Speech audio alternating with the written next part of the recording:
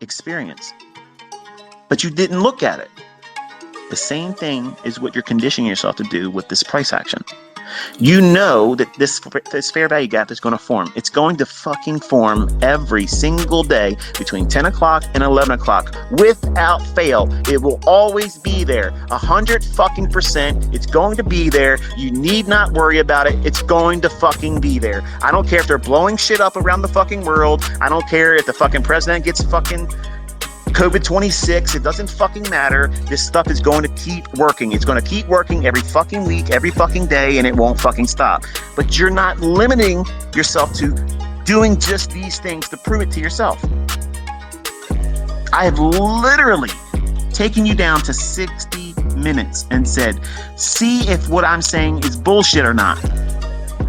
And guess what? It's there every fucking day. Every day. Every day. London, pre-New York session, New York session, afternoon session, last hour trading. Come on. Listen, you don't have any excuse why you shouldn't wait for yourself to form. If you miss it, if you get a stop out, or if